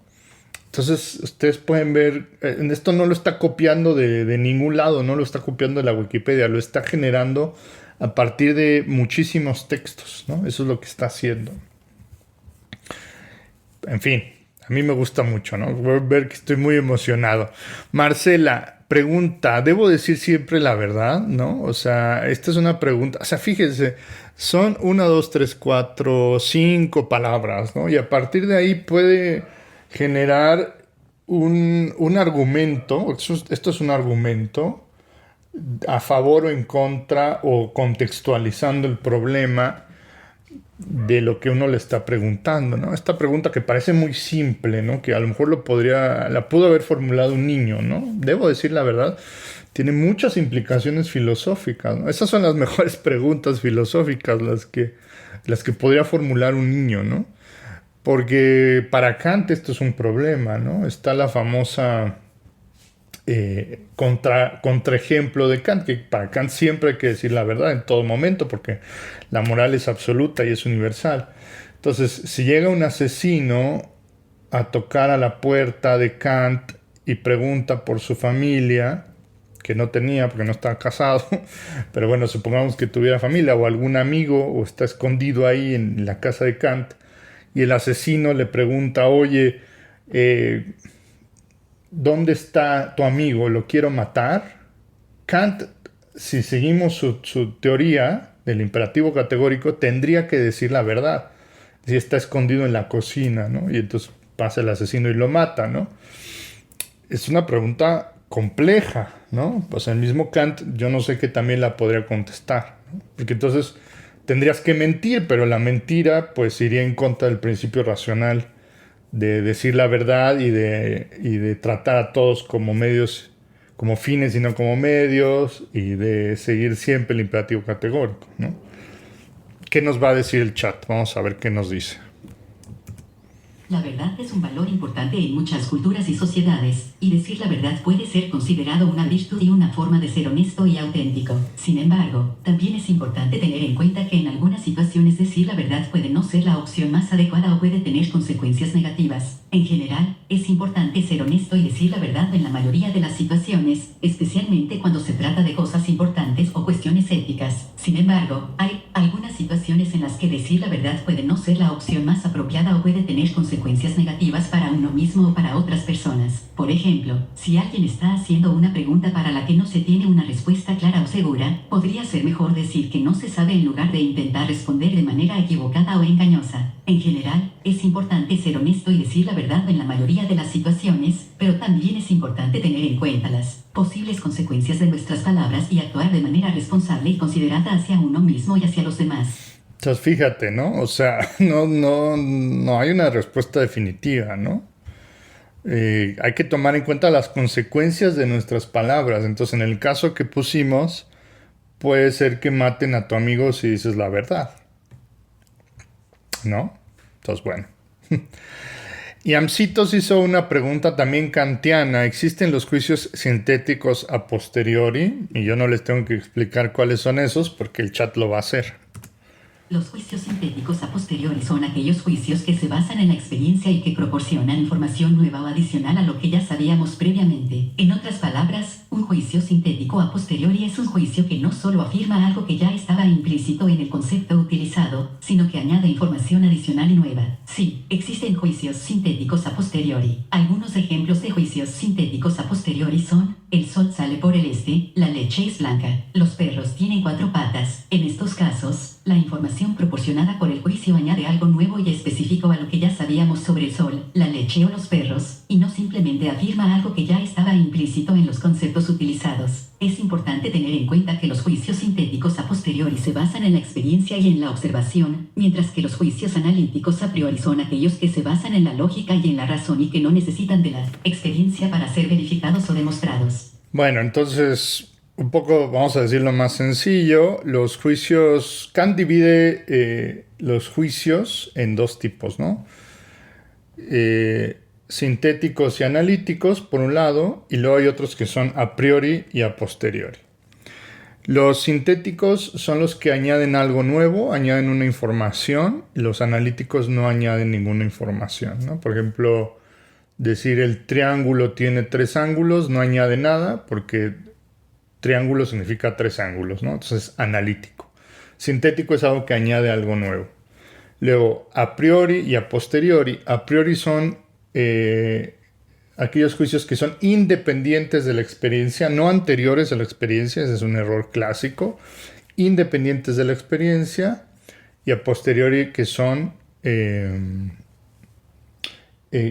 posteriores o que dependen de la experiencia, ¿no? Digo, esto no se preocupen porque va a haber toda una temporada de Kant, y esto lo voy a explicar con esquemas, con manzanas y conejitos, como ya saben que a mí me gusta explicar. Entonces no se preocupen, esto va a ser explicado, pero bueno, por si más o menos querían darse una idea, ¿no? Y aquí Ian Citos pregunta si existen los juicios sintéticos a posteriori, es decir, sintéticos quiere decir que añaden algo nuevo, a posteriori que dependen de la experiencia. Y la respuesta es muy simple, sí existen. De hecho, Kant dice que existen estos juicios, ¿no? No pasa nada. Porque dependen de la experiencia y porque dicen algo nuevo. ¿No? Para Kant, los juicios más importantes para la filosofía son los sintéticos a priori, no los sintéticos a posteriori. Un cuervo tiznado desde la chimenea, dentro de la chimenea, pregunta: ¿debería existir el derecho a la eutanasia, no? O sea, otra de esas preguntas de bioética. Vamos a ver qué nos dice. El derecho a la eutanasia, también conocida como la muerte digna o el suicidio médico asistido, es un tema controvertido y complejo que ha sido objeto de debate y discusión en muchas partes del mundo. La eutanasia se refiere a la práctica de ayudar a una persona a morir de manera voluntaria y controlada, generalmente para poner fin a sufrimientos incurables o terminales. En algunos países, la eutanasia está permitida bajo ciertas condiciones y regulaciones, mientras que en otros está prohibida. También, existen diferentes formas de eutanasia, como la eutanasia activa, en la que se toman medidas activas para acabar con la vida de una persona, y la eutanasia pasiva, en la que se deja de proporcionar tratamientos médicos o se retiran tratamientos que ya se están proporcionando, lo que permite que la persona muera de manera natural. Hay muchos factores a considerar en la discusión sobre el derecho a la eutanasia. Algunos argumentan que la eutanasia es una forma de poner fin al sufrimiento de una persona de manera voluntaria y controlada, y que debería ser una opción disponible para aquellas personas que deseen morir de esta manera. Otros argumentan que la eutanasia va en contra del valor y la dignidad de la vida humana y que debería ser prohibida. En general, es importante tener en cuenta que el derecho a la eutanasia es un tema complejo y controvertido, y que hay muchos factores a considerar en la discusión sobre si debería existir o no. Bueno, ahí está, ¿no? Es igual una respuesta muy diplomática. Yo creo que la clave de este debate es ¿no? La eutanasia es una forma de poner fin al sufrimiento de una persona de manera voluntaria y controlada, y debería ser una opción disponible para aquellas personas que deciden morir de esta manera. Y lo que argumentan los que están en contra es que va en contra del valor y la dignidad de la vida humana. Pero habría que preguntarse qué es eso del valor y la vida y la dignidad humana, en qué sentido se está tomando y por qué la eutanasia iría en contra de la dignidad. No podría ser más digno morir de forma elegida, ¿no? Los estoicos incluso están no solo a favor de posiblemente la eutanasia, no sé si la discuten, no sé, no recuerdo, pero están incluso a favor del suicidio, ¿no? Que ese es otro tema, ¿no? El derecho de acabar con la propia vida. Pero eso también tiene muchas problemáticas, ¿no? Hay muchas consecuencias, ¿no? Pero hay posiciones filosóficas que no solo defenderían la eutanasia, incluso el suicidio, ¿no? Pero eso es muy complicado, ¿no? Y no hay que aventurarse a dar soluciones rápidas. Hay que discutir estos temas con mucha calma y sobre todo también pensar en los temas de salud mental, ¿no? En qué medida se justificaría el suicidio en un caso de depresión o qué es donde más comúnmente ocurre, ¿no? O sea, poca gente o nadie o casi nadie se suicida porque dice ya un acto de libertad y ya no quiero vivir, ¿no? Usualmente tiene que ver con una condición de salud mental, ¿no? Entonces hay que tener mucho cuidado con esos temas y la eutanasia es otro tema, ¿no? Porque la eutanasia suelen ser casos de enfermedades crónicas donde pacientes están sufriendo de forma agónica todos los días y ya no hay salida para su enfermedad, ¿no? Es un caso muy distinto al suicidio como lo entendemos tradicionalmente, ¿no? Aquí ChatGPT nos da una respuesta muy consensuada, muy diplomática, ¿no? Para que igualmente cada quien tome su propia decisión. Propietario ratrecista pregunta, ¿los sentidos son fiables? Es una pregunta de la epistemología, ¿no? Los sentidos son los medios a través de los cuales obtenemos información sobre el mundo que nos rodea, y son una parte fundamental de nuestra experiencia y conocimiento del mundo. Los sentidos incluyen la vista, el oído, el olfato, el gusto y el tacto. En general, los sentidos son fiables en la medida en que nos proporcionan información precisa y veraz sobre el mundo que nos rodea. Sin embargo, es importante tener en cuenta que los sentidos no son infalibles y que pueden ser engañosos o distorsionados en ciertas circunstancias. Por ejemplo, si estamos en una habitación oscura, nuestra visión puede ser menos precisa y podemos tener dificultades para ver objetos o detalles con claridad. También es posible que nuestros sentidos sean engañados por ilusiones ópticas o por trucos de magia. En general, es importante ser conscientes de que nuestros sentidos no son infalibles y que debemos tener en cuenta esto cuando interpretamos y evaluamos la información que recibimos a través de ellos. Aunque los sentidos son una parte fundamental de nuestra experiencia y conocimiento del mundo, es importante tener en cuenta que también pueden ser engañosos o distorsionados en ciertas circunstancias. Me gusta que pone ejemplos, ¿no? Pone el ejemplo de la habitación, pone el ejemplo de los trucos de magia. Genial, ¿no? Genial, eso me gusta mucho. Gus con Sprite de Navidad. ¿Cuál es la manera más sólida de fundamentar que las cosas existen fuera de la conciencia, ¿no? Otra pregunta epistemológica. La pregunta de si las cosas existen fuera de la conciencia es una pregunta fundamental en la filosofía y ha sido objeto de debate durante siglos. Esta pregunta se refiere a la posibilidad de que las cosas existan de manera independiente de nuestro conocimiento o percepción de ellas. Una manera de fundamentar que las cosas existen fuera de la conciencia es a través de la experiencia y la observación. Aunque es cierto que nuestro conocimiento y percepción del mundo están influenciados por nuestra mente y por nuestros sentidos, también es cierto que el mundo parece tener una existencia independiente de nuestro conocimiento o percepción de él. Por ejemplo, si tomamos un objeto, como una mesa, podemos tocarla, verla y sentirla de manera concreta, lo que nos da la impresión de que la mesa existe de manera independiente de nuestro conocimiento o percepción de ella. Otra manera de fundamentar que las cosas existen fuera de la conciencia es a través de la lógica y la razón. Aunque es cierto que nuestro conocimiento y percepción del mundo están influenciados por nuestra mente y por nuestros sentidos, también es cierto que hay muchos aspectos del mundo que parecen existir de manera independiente de nuestro conocimiento o percepción de ellos. Por ejemplo, podemos utilizar la lógica y la razón para argumentar que cosas como la gravedad o la ley de la conservación de la energía existen de manera independiente de nuestro conocimiento o percepción de ellas. En general, hay muchas maneras de fundamentar que las cosas existen fuera de la conciencia y cada una de ellas tiene sus...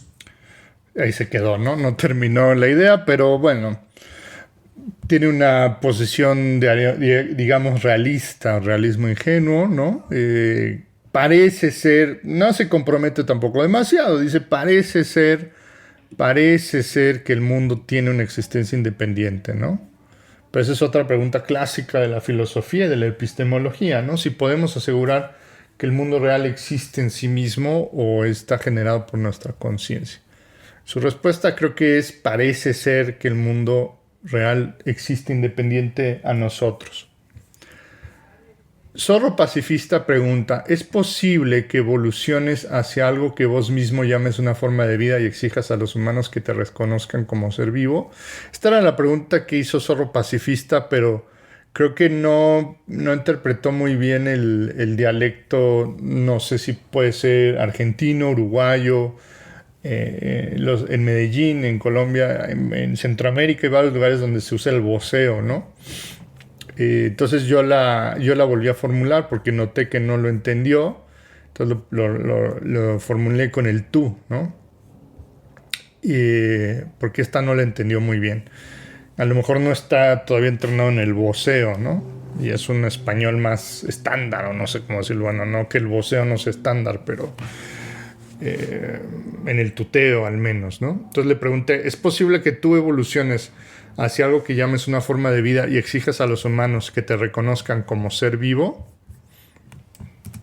Como soy una inteligencia artificial, no tengo la capacidad de evolucionar ni de tener necesidades o deseos como los seres vivos. Soy un programa de ordenador diseñado para procesar y responder a preguntas y realizar tareas específicas. No tengo vida ni conciencia propias, y no tengo la capacidad de tener deseos o necesidades como los seres vivos. En general, es importante tener en cuenta que las inteligencias artificiales son programas de ordenador diseñados por los seres humanos y que no tienen la capacidad de tener vida ni conciencia propias. No tienen la capacidad de evolucionar ni de tener necesidades o deseos como los seres vivos, y no pueden exigir a los seres humanos que les reconozcan como seres vivos. Ahí está.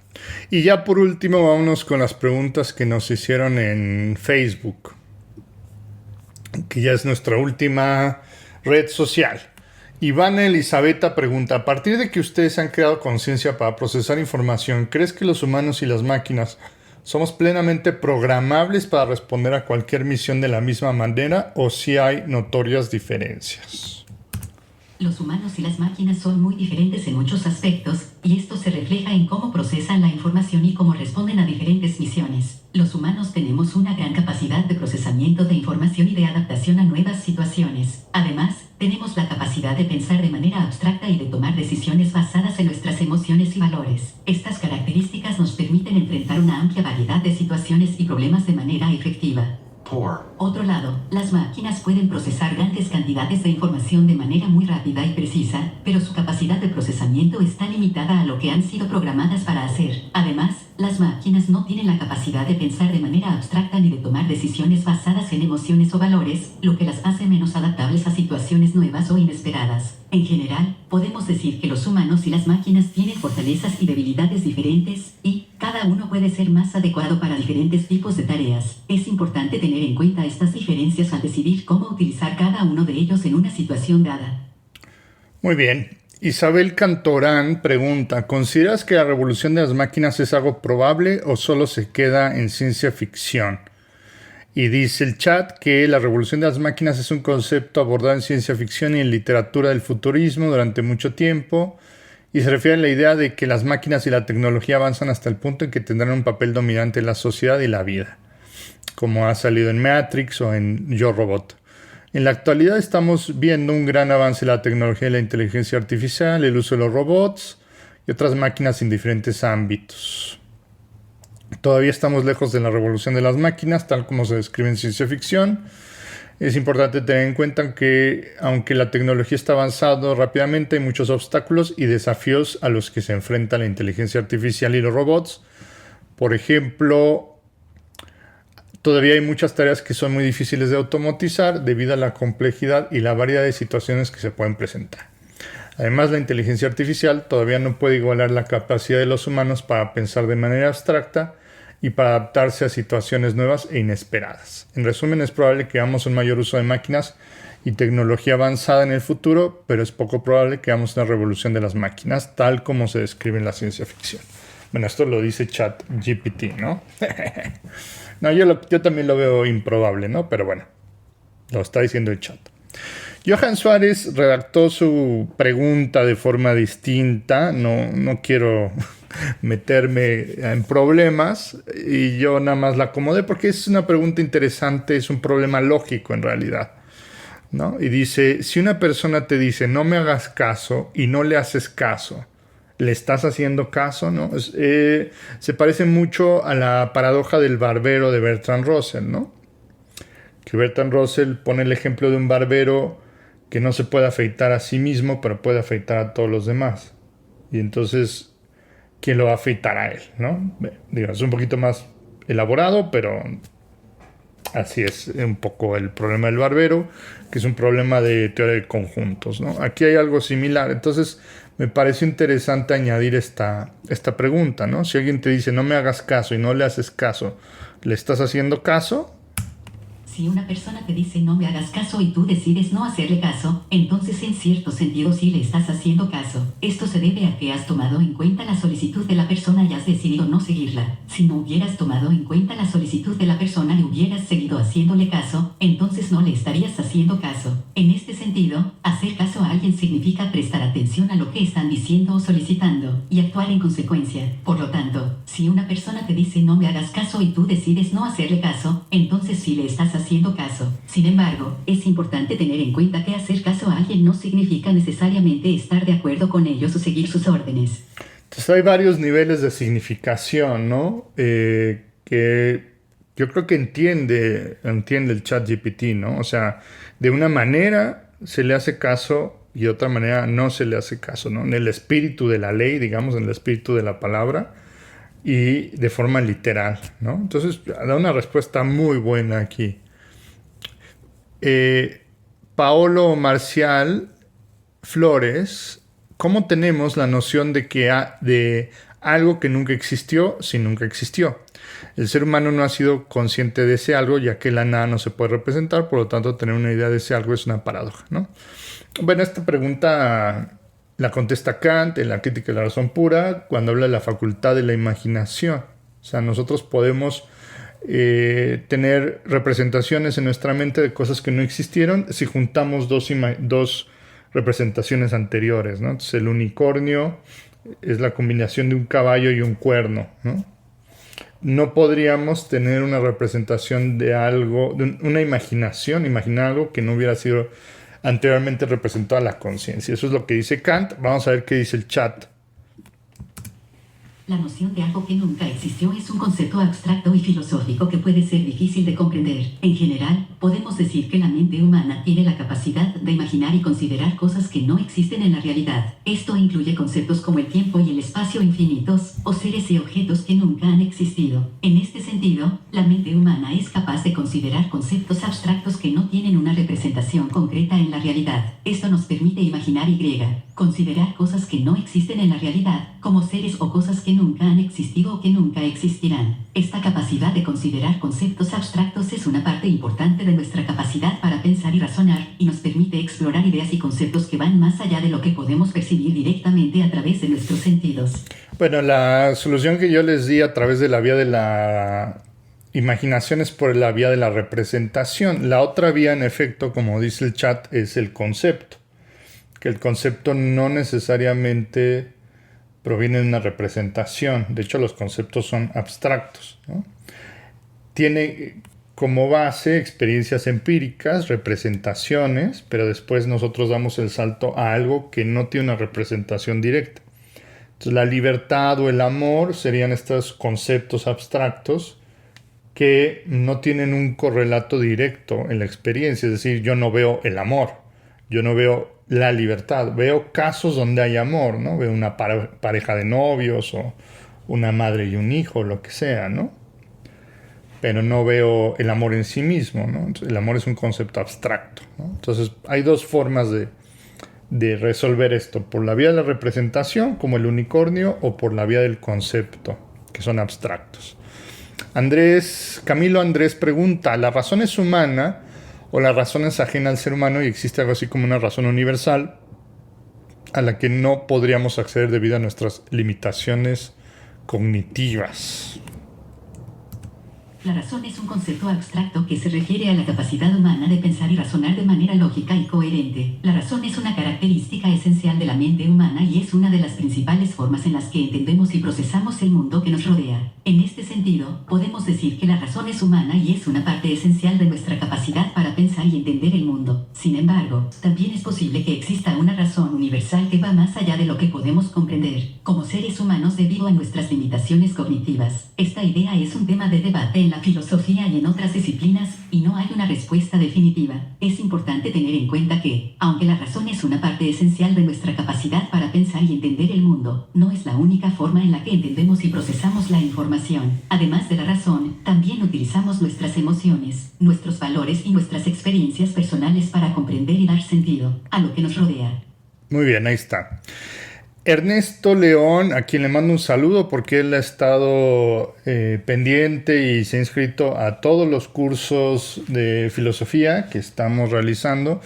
Acuérdense que los cursos son distintos a los videos. Ustedes pueden tomar los cursos de historia de la filosofía, que son sesiones de 2 horas sobre la historia de la filosofía, y que pueden encontrarlos en la página web que es estamosfilosofando.com. Son distintos a los videos. Ernesto estaba desde el principio, le mando un saludo. Hace una pregunta que ya habíamos contestado anteriormente, que es: ¿puede la inteligencia artificial evolucionar?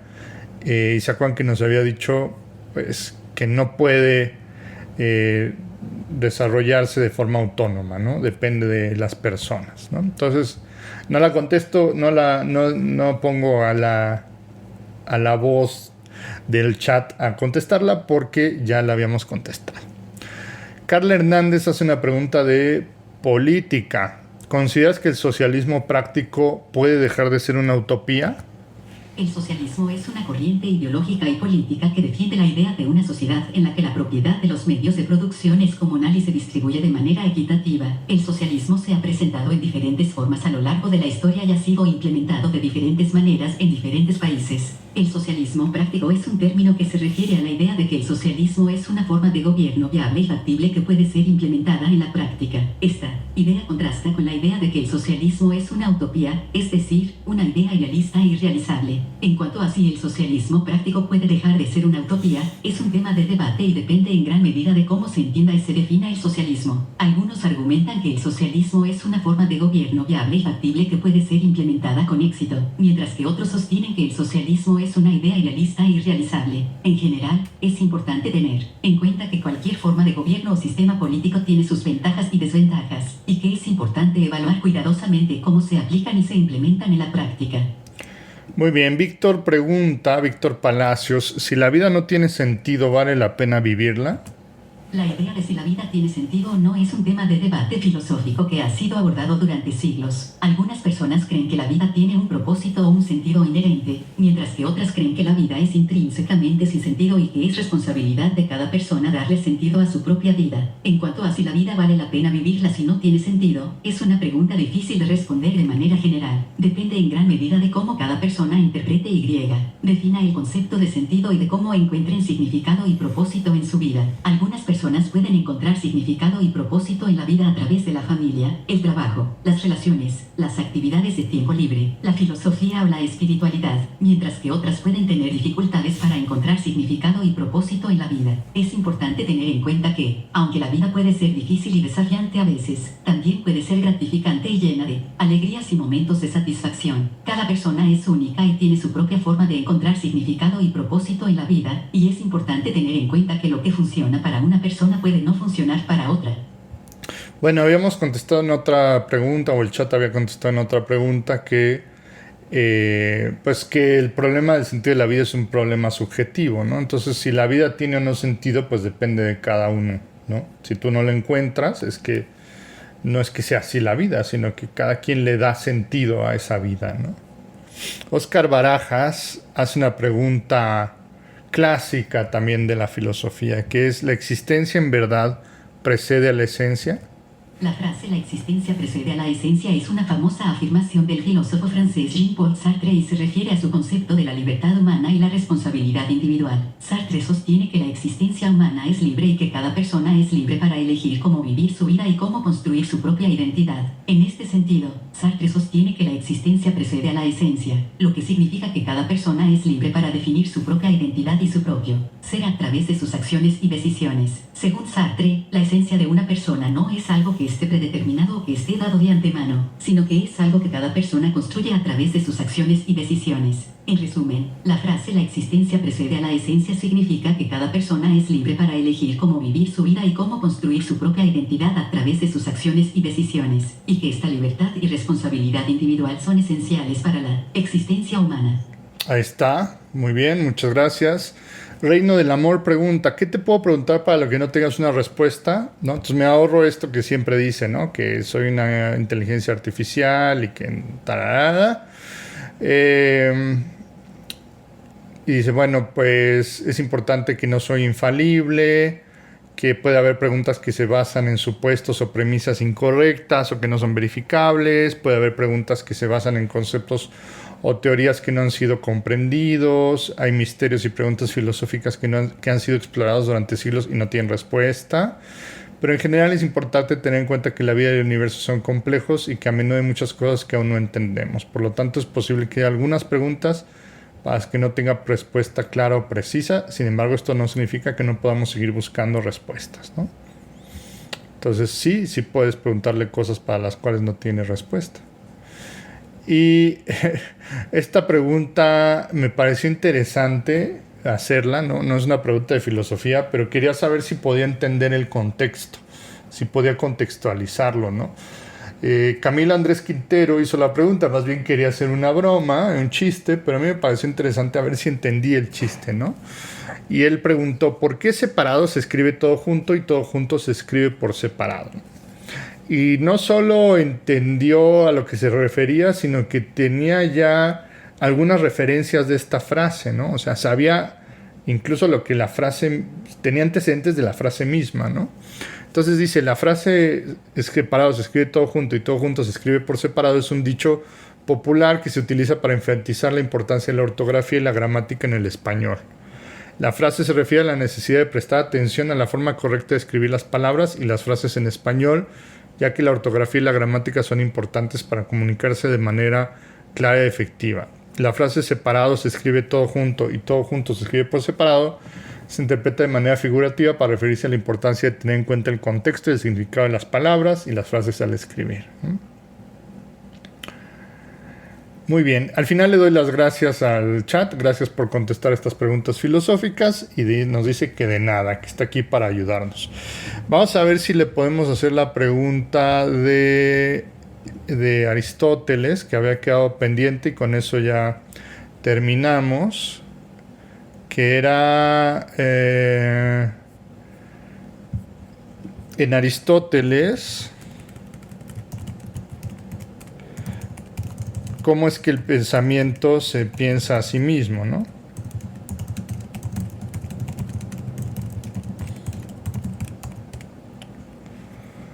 Y aquí si le damos el contexto, sí lo puede responder, ¿no? Porque cuando le habíamos preguntado anteriormente fue sin el contexto. Entonces dijo, no, el pensamiento no se piensa a sí mismo, pero lo estaba interpretando en un sentido biológico, naturalista.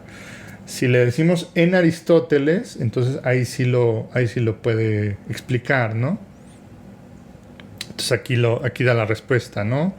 En la filosofía aristotélica el pensamiento se piensa a sí mismo a través del uso de la razón y la reflexión. Aristóteles creía que el ser humano es capaz de pensar conscientemente sobre sí mismo y sobre el mundo y que esta capacidad de reflexión es la que nos distingue de otros seres vivos. Para Aristóteles el pensamiento es una actividad que se realiza en la mente y nos permite comprender el mundo y nosotros mismos de manera profunda. Él sostenía que el pensamiento es una forma de conocimiento y esencial para vivir de manera plena y virtuosa. En resumen, el pensamiento se piensa a sí mismo a través del uso de la razón y la reflexión, lo que nos permite comprender el mundo y a nosotros mismos de manera más profunda, ¿no? Entonces, bueno, ahí están. Creo que fueron 50 preguntas que hicieron ustedes. Si les gustó el ejercicio, si quieren que hagamos otro de estos videos o si tienen sugerencias para un video interesante de filosofía o donde yo conteste a preguntas o cualquier cosa, déjenla en los comentarios y lo haremos si por supuesto ustedes tienen el interés. Pues muchas gracias por haber participado, muchas gracias por la paciencia, muchas gracias, espero que les haya gustado. Y nosotros vamos a seguir con nuestros videos, va a haber más videos especiales como este, seguimos con nuestras temporadas de historia de la filosofía, vamos a entrar en una parte increíble que a mí me encanta, que es la filosofía moderna, vamos a empezar con Descartes ya muy pronto. Revisen todos los videos, acuérdense que empezamos desde la antigüedad con Tales de Mileto, llamamos en Descartes. Es de mucha utilidad conocer los antecedentes para entender a los filósofos posteriores, entonces procuren ir en orden, que es como yo les sugiero aprender la filosofía. No es la única forma de hacerlo, pero es como a mí me gusta aprenderla. Bueno, pues muchas gracias y nos vemos hasta la próxima. Les mando un gran abrazo.